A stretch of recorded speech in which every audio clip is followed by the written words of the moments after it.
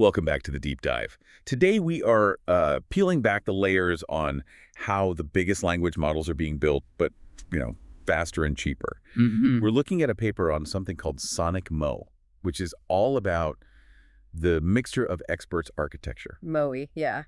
It's really the key shortcut right now, isn't it? It seems to be. It lets you scale up that parameter count without just exploding the computational cost, because you only use a little slice of the model for each token. And the trend now is for, what, finer-grained experts Huh.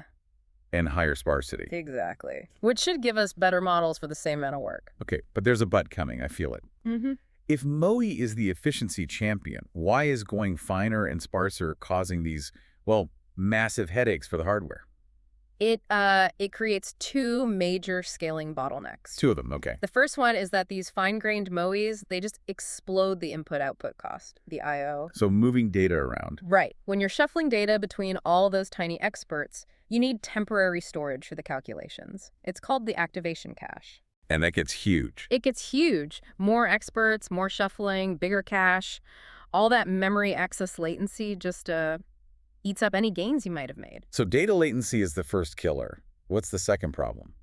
Something about sparsity. Yeah, that's padding waste. It's because of something called Grouped GEMM kernels. Okay. The GPU hardware, it wants data in these nice, neat, regular-sized chunks to work efficiently. But if your batch is sparse and doesn't fill those chunks perfectly, It just processes the empty space anyway. it has to. So the chip is just running calculations on nothing, on padding. Wasted cycles. So it's like paying for a massive shipping container that's mostly full of air. That's a perfect analogy. So SonicMoE had to fix these two things, memory bloat and this padding waste. Let's take the first one. How'd they fix the memory? Well, their first pillar is all about memory efficiency.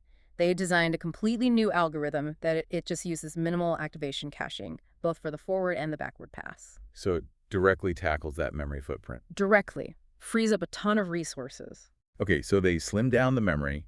What about that slow data transfer, the I/O problem? That's the second pillar, hardware overlap. Hardware overlap. Yeah, they engineered these really specific GPU kernels.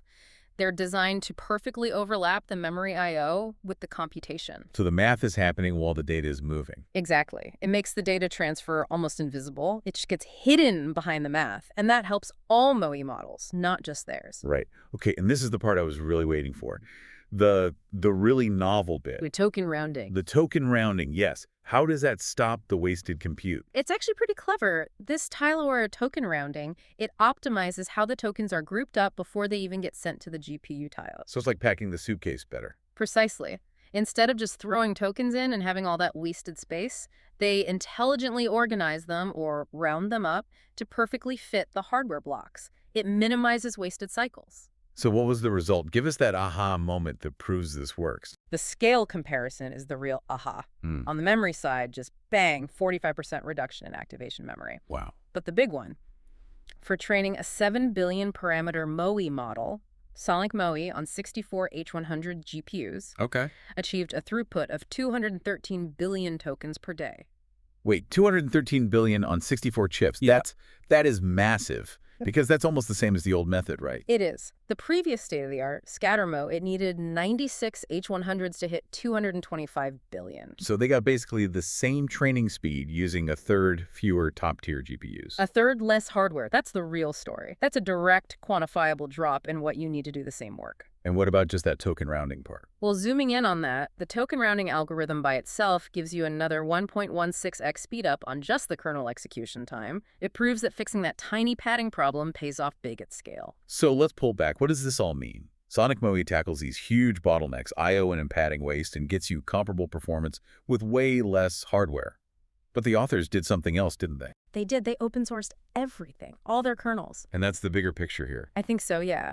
Open sourcing these incredibly high-efficiency kernels, it kind of democratizes access to this level of training. So the cost barrier just drops. The cost barrier to training these huge, sophisticated models just drops significantly. It directly accelerates AI development for everyone. So think about that immediate impact. What happens when the kind of efficiency that was reserved for these massive, well-funded labs suddenly becomes available to anyone working on the next generation of AI? That is what we'll be watching.